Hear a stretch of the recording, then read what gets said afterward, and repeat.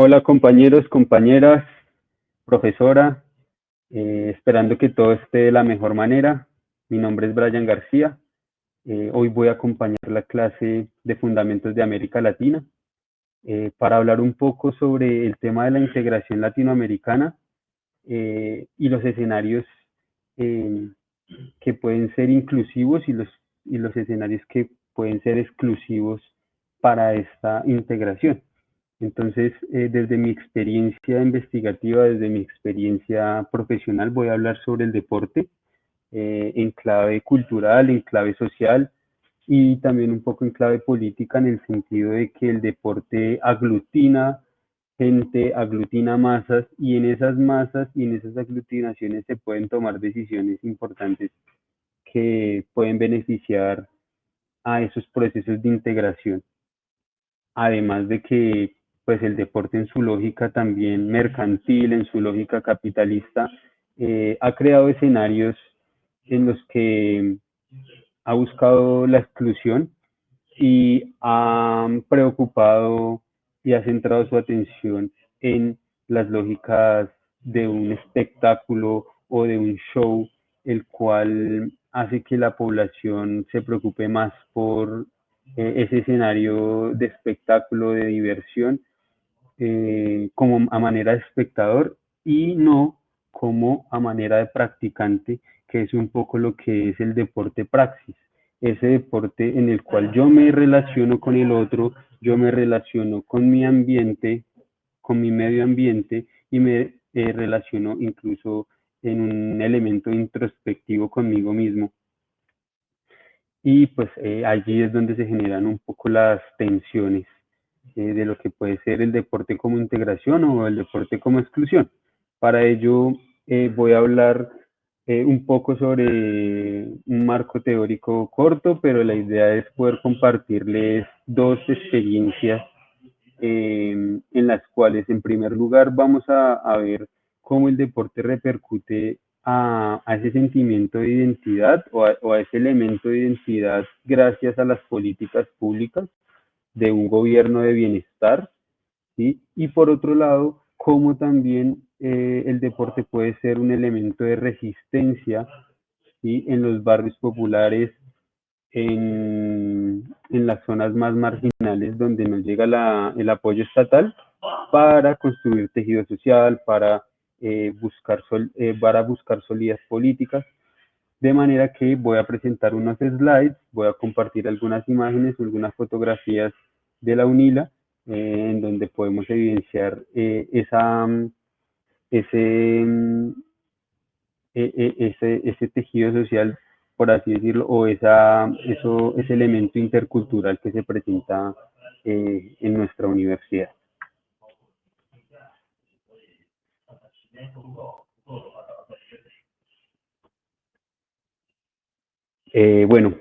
A mí me gustaría que se reflexionara desde la perspectiva disciplinar, o sea, cada uno desde nuestra disciplina poder abordar el fenómeno del deporte, el deporte universitario, y la pregunta sería, ¿puede el deporte ser una herramienta para unirnos como pueblos latinoamericanos o también puede reproducir desigualdades y desintegración? A partir de esta pregunta, eh, teniendo en cuenta esta disyuntiva de los procesos de integración y de desintegración que nos atañen como estudiantes desde la UNILA, mi investigación de maestría va a analizar el potencial del deporte universitario como herramienta de integración intercultural en América Latina, tomando como referencia las experiencias de la Red Latinoamericana de Ocio, Deporte y Educación Integrada, que es fruto de esa necesidad de la integración de los pueblos en Latinoamérica y que se da cita en Brasil y en Foz de Iguazú a través de un seminario en la cual la universidad está presente. Y de ello, pues también con las experiencias que se pueden analizar y en las que he participado en la UNILA como deportista y como entrenador deportivo. Esta red nos va a decir, en cuanto a la integración latinoamericana, que las relaciones con el mundo son cada vez más complejas, por eso necesitamos un proyecto integrador común que sea sostenido bajo los pilares del fortalecimiento político, el fortalecimiento económico, educativo, social y cultural, y mayor integración de la infraestructura. Allí vale la pena resaltar el deporte educación que señalan, el deporte educación en cuanto al deporte escolar y el deporte universitario. Entonces, como el deporte universitario, fortalecido desde lo político, desde lo económico, desde lo educativo social y desde la estructura, puede ser un elemento potenciador de la integración latinoamericana.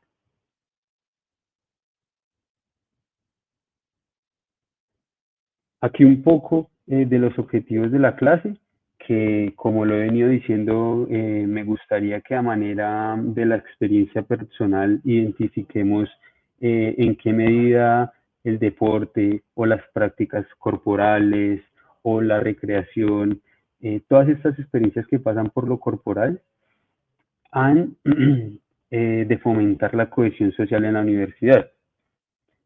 También qué de esas prácticas o cuáles de esas prácticas hemos podido identificar que generen integración o exclusión y cuál sería el papel en la vida estudiantil y en la vida comunitaria, teniendo en cuenta que somos estudiantes migrantes, que estamos lejos de nuestra familia, que muchas veces direccionamos nuestro tiempo de recreación a prácticas que están aisladas de la universidad y que esa oferta, digamos, de cultura, de educación física, de deporte, podrían alimentar nuestra relación, digamos, estudio, ¿sí? Y tiempo libre para fortalecer, digamos, que esa vida comunitaria, esa vida estudiantil. A continuación voy a compartir el primer video, que es, eh, este video va a hablarnos sobre los Juego Evita, que es una competencia deportiva y cultural argentina que se crea en 1948 con el objetivo de fomentar el deporte y la solidaridad entre los jóvenes. Entonces, se centran en el fútbol, pero luego se expanden a otras disciplinas.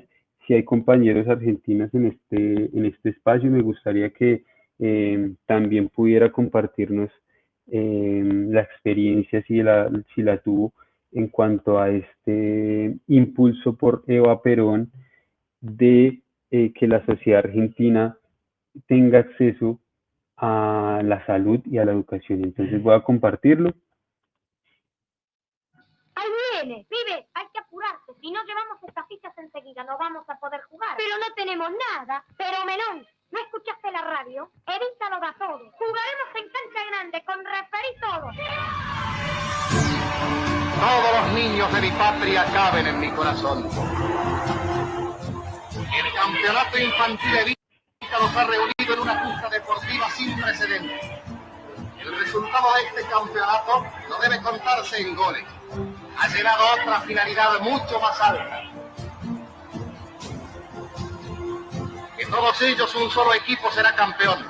Pero todos y cada uno habrán vivido la hermosa realidad que encierran las palabras de nuestro presidente al decir: los únicos privilegiados son los niños.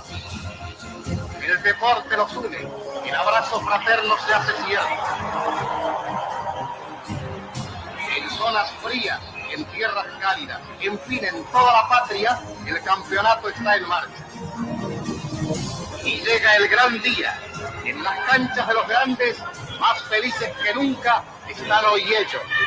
Así viven ahora los niños de la nueva Argentina, porque una mujer, surgida de la entraña misma del pueblo, Eva Perón, levantó la bandera de su defensa.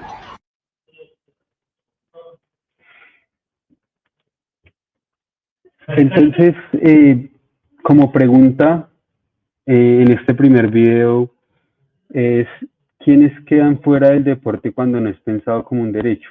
Aquí lo están pensando como una política pública, como en un estado social de derecho, en el cual impera la salud, la educación, la vivienda, el transporte, ¿sí? Pero cuando es una lógica neoliberal, privatizadora, donde nos implantan, eh, donde nos imponen eh, diferentes lógicas eh, colonizadoras o digamos estas lógicas de competencia, de pasar por encima del otro, ¿sí?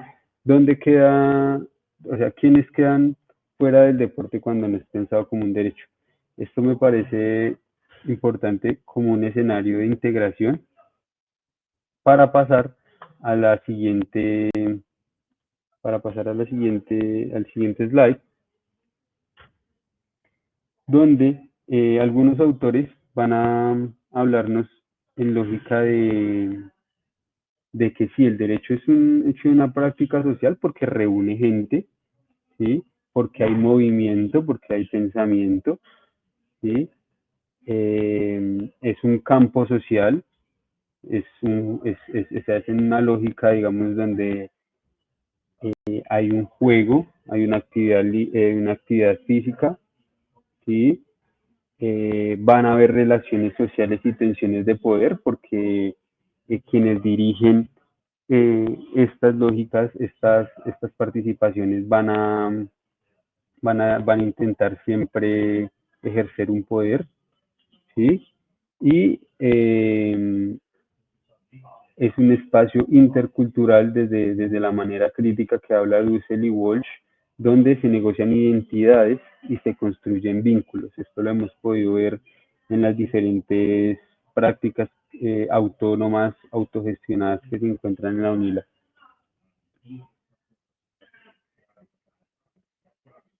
Hablando ahora un poco sobre esa disyuntiva de lo que nos integra y nos desintegra a partir del deporte, un poco sobre la experiencia de lo investigado, los encuentros interculturales, ¿sí? La identidad colectiva que nos da las justas deportivas, los encuentros deportivos, la inclusión y la ciudadanía. Esto un poco tomándolo desde el punto de Norbert Elias, cuando nos dice que eh, entre aspas empieza a ser civilizado en la medida en que no se responde con violencia. Entonces, entre menos violento soy, más civilizado soy, entre comillas. Entonces, el deporte nos permite como eso, entrar en unas justas, entrar en una confrontación, pero teniendo como unos valores o unos...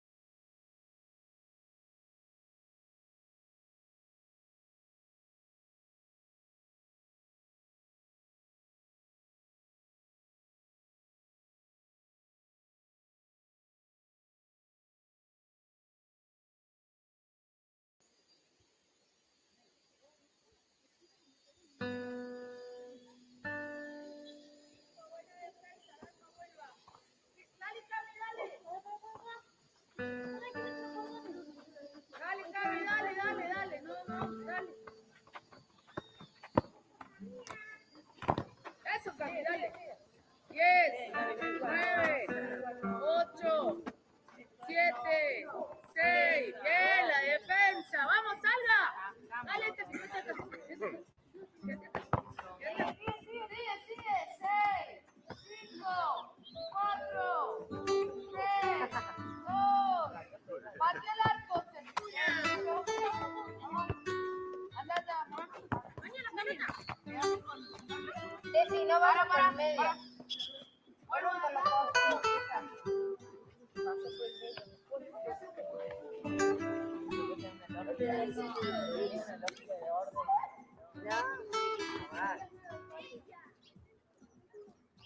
Estoy en una organización de fútbol y derechos de las mujeres que se llama Abriendo la Cancha, que promueve el fútbol para mujeres, con mujeres, que nació de la práctica del fútbol.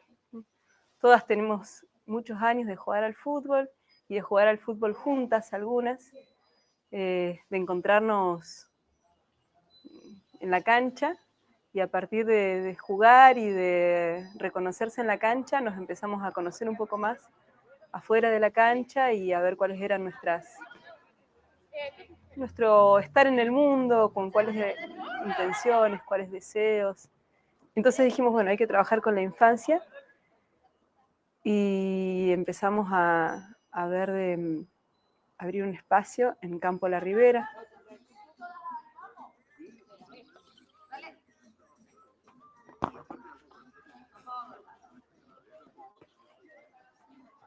Bien, vengan acá, por favor. Atrás del cono.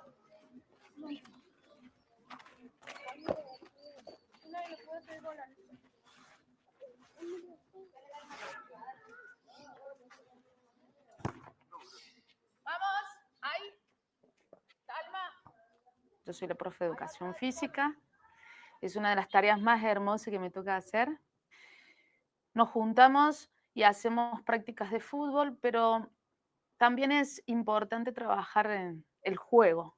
A mí me gusta, en lo personal, trabajar mucho el juego, porque a través del juego podemos desarrollar muchas cosas, podemos desarrollar, bueno, todos los conceptos que trabajamos de defensa, ataque, las estrategias, las técnicas, pero es muy importante esto de conectarnos con la otra persona, con nuestra compañera.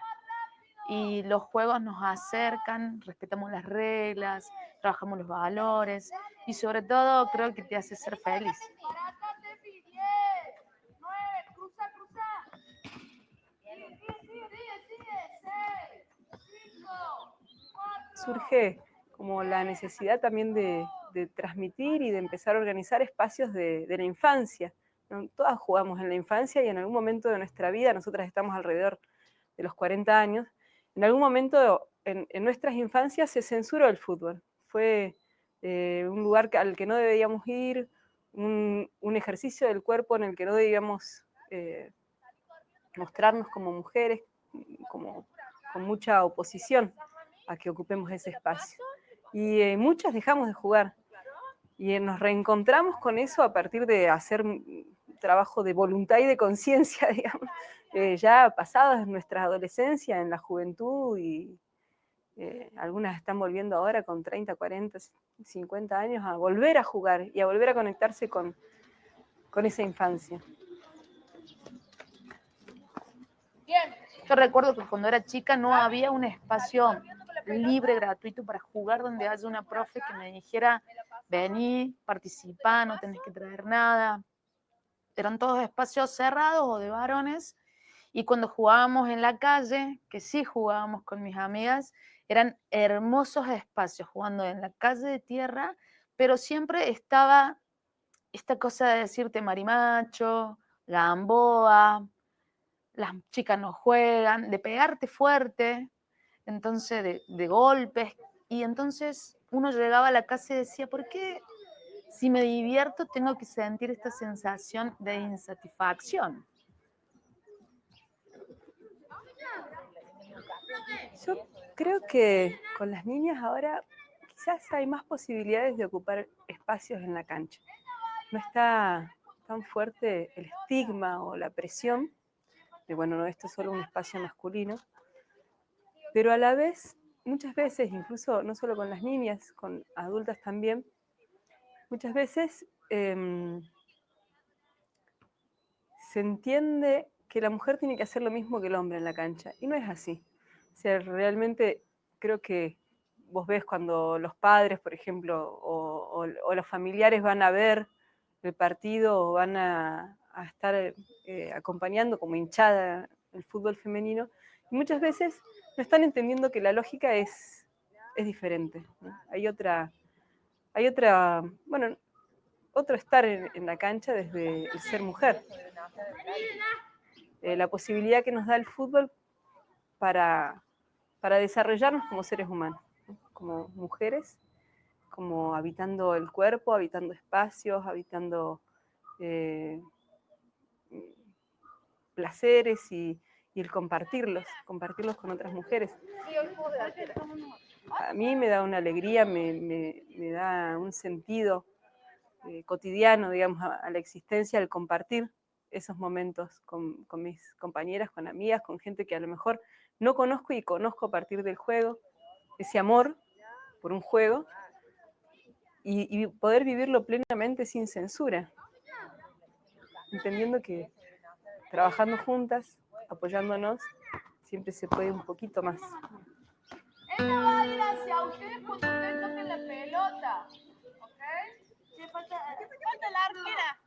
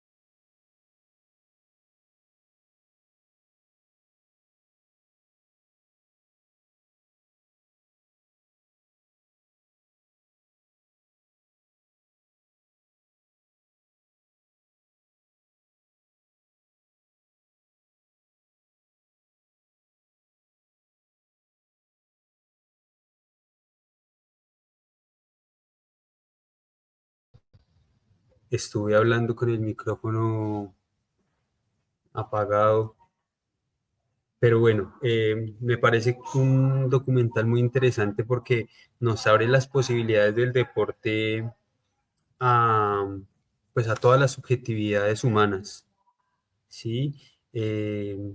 Ellas en su documental donde rueda la pelota hay encuentro, y abriendo la cancha, me parece que eh, desarrollan esas prácticas corporales como arenas públicas, donde se indagan las identidades, donde hay relación con la cultura, con esta cultura internacional globalizada, que son como propuestas contrahegemónicas de lo que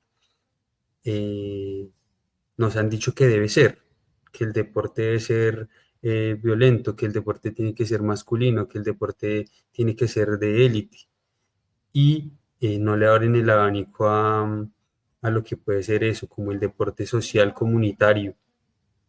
Y bueno, esto dentro de nuestras disciplinas, dentro de la educación, dentro de las políticas públicas desde los medios audiovisuales, pues sería muy importante tomarlo como un medio de herramienta para nuestros objetivos de integración latinoamericana.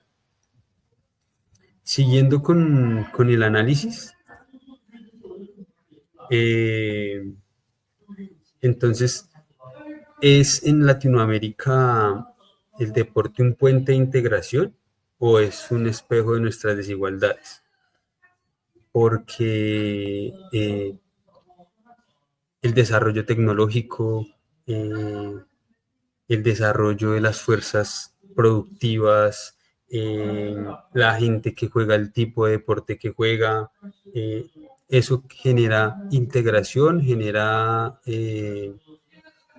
desigualdad, que cada vez menos gente pueda disfrutar de un espectáculo deportivo porque es muy costoso, o que una persona no pueda después de los 30 años hacer deporte o aprender más sobre un deporte porque solamente tuvo la posibilidad en su infancia cuando estuvo en la escuela.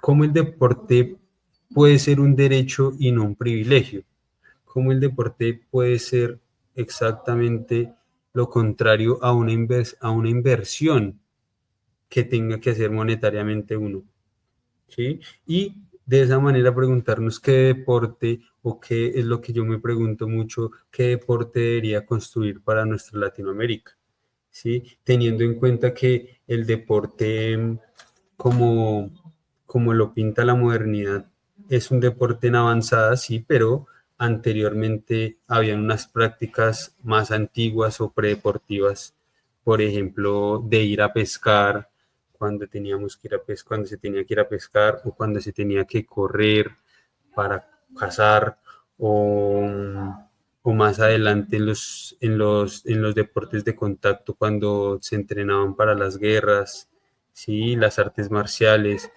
En este tiempo, eh, los juegos, las prácticas deportivas más tradicionales, como en el Brasil la capoeira, ¿sí?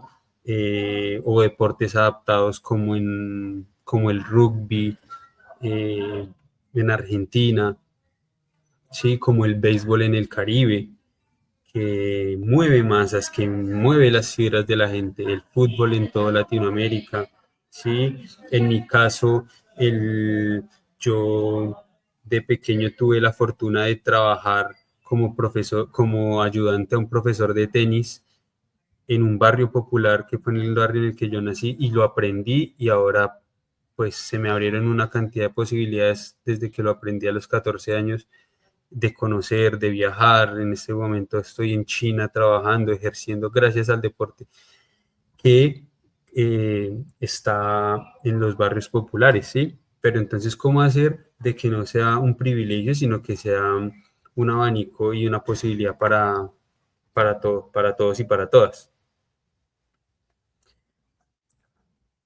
Y de esta manera, a modo de conclusión, para cerrar y dejar también como la reflexión, que el deporte, lejos de ser un accesorio lejos de ser un espacio accesorio o secundario dentro del proyecto educativo superior de la universidad, el deporte puede ser significado como un campo de formación política, estética, ética, donde se disputan sentidos de pertenencia, se ensayen formas de convivencia intercultural y se construyan redes de solidaridad regional. Esto trayéndolo pues de que el deporte en el sentido social, pues prevalezca su sentido lúdico, la libre elección, la satisfacción, y pues que están ubicados en un espacio y en un tiempo donde la gente pueda acceder a ellos. Por eso pues es tan importante la creación de la política pública en la UNILA, donde se identifique, donde se puedan tener una ruta de cómo una persona que practique deporte puede acceder a, no sé, una bolsa que le pueda recompensar de su esfuerzo para los entrenamientos, ¿sí? O cómo puede prepararse un equipo deportivo para viajar a competir eh, de manera de esa competencia que es cuando yo aprendo del otro, pero en esa confrontación y en esa dialéctica de las acciones motrices, cómo hacer para que los individuos en la universidad se enriquezcan de eso y no estemos a merced de que hayan talentos en nuestros países, de que hayan talentos en nuestras regiones y terminen en las universidades estadounidenses, participando allá en esos modelos donde pueden estudiar y pueden competir, y terminan llevándose todo el capital humano, o todo el capital, diría Bourdieu, capital cultural de nuestra gente para allá. Como último, preguntarnos en nuestra lógica latinoamericanista quiénes somos culturalmente, cuál es nuestra identidad histórica. Y esto, digamos que yo me lo pregunto aquí como migrante, porque ¿qué nos hace latinoamericanos? ¿Sí? ¿Quién soy yo mismo identificado como un colombiano, que me identifico con las costumbres bolivianas, venezolanas, caribeñas, amazónicas, andinas? Entonces, todo esto con el fin de construir puentes a partir de nuestro saber disciplinar para esa integración latinoamericana, ese sueño de la patria grande, ese sueño de nuestra América, de la Via Yala. Pues eso gracias a estas redes de conocimiento, a estas redes académicas que nos permiten, disculpen, que nos permiten proponer, que nos permiten situarnos, que nos permiten hablar, liderar. Y con esto, pues llegaré al fin de esta presentación, agradeciendo su tiempo, agradeciendo pues sus comentarios, sus críticas, sus experiencias.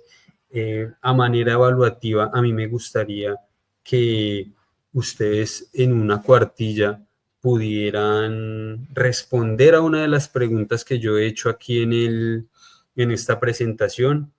Voy a retroceder entonces a las preguntas, que ustedes puedan responder a una de las preguntas a partir de los videos o algún aporte, pero la idea es que me hagan saber cómo también esas experiencias particulares subjetivas nos ayudan a enriquecer estas propuestas. Yo por mi parte pues seguiré investigando, seguiré explorando, por ejemplo, esta red latinoamericana, que es casi como que mi objeto de estudio, uno de mis objetivos más grandes en la investigación, de cómo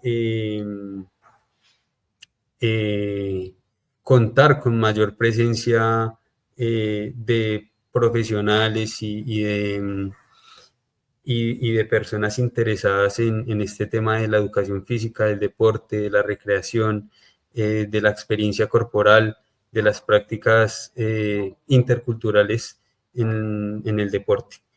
Y bueno, muchísimas gracias por su atención, esperando terminen un día de la mejor manera.